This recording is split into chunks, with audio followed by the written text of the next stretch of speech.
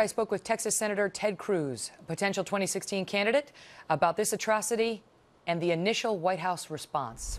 Senator Cruz, thank you for being here. And as we see that act take place, 21 Christians beheaded, and as we see 45 people burned to death by ISIS in Iraq, the White House refuses to identify the religion of the first group of victims and holds a summit on violent extremism without identifying that it is radical Islamists that we are fighting and that is committing these horrific acts. Your thoughts?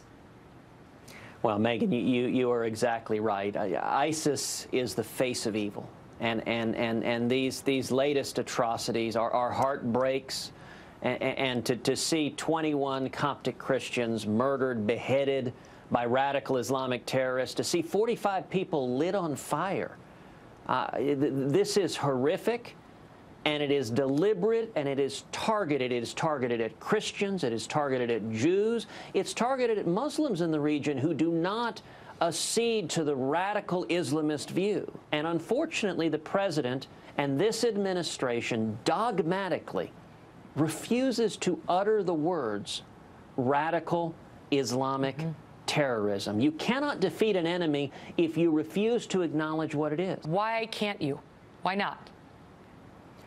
Because you cannot focus on who you are targeting and what you are trying to do. You know, this week we saw the spokesperson for the State Department say we cannot defeat ISIS by killing them. Instead, we need to give them all jobs.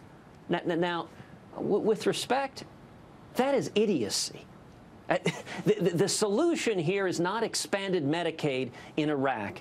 The solution is the full force of U.S. military power to destroy the leaders of ISIS. They have declared war, jihad, on the United States. Jihad is another word the president doesn't say. Instead, you know, a couple of weeks ago, I was at the National Prayer Breakfast where the president spoke, and bizarrely, he compared these atrocities to the Crusades in this strange act of moral relativism. Now, last I checked, the Crusades began a millennia ago.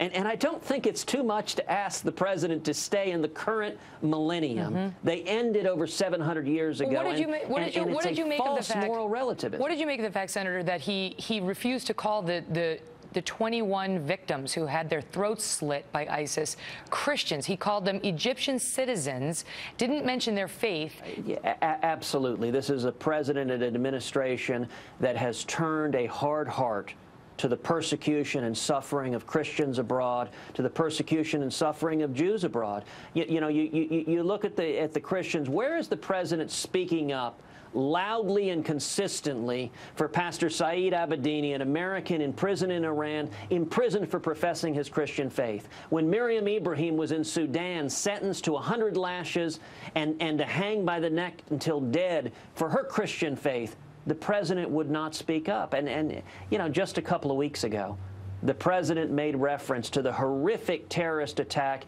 in Paris, where radical Islamists went into a kosher deli, and the president said it was a, quote, random act of violence. There's nothing random about it. These were radical Islamists going to a kosher deli to target people because they were Jews and to murder them because of their Jewish faith. And this bizarre, politically correct doublespeak, it is simply not befitting a commander-in-chief whose first obligation should be to protect the United States of America. You know what his argument is on this, which is there's no reason to admit that we're in a holy war because that gives the terrorists what they want, and he's worried about alienating those Muslim countries that right now are willing to stand up and fight ISIS.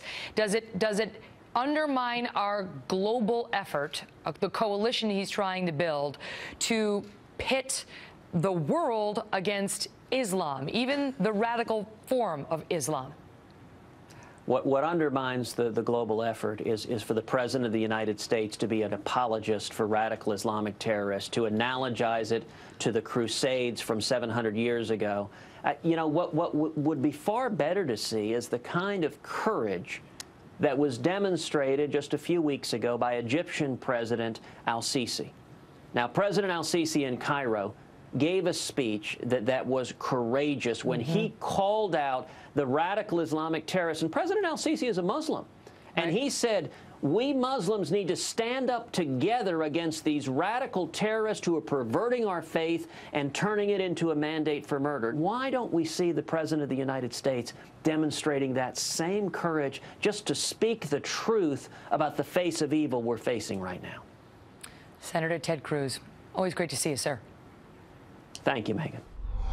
We have breaking news tonight involving Bruce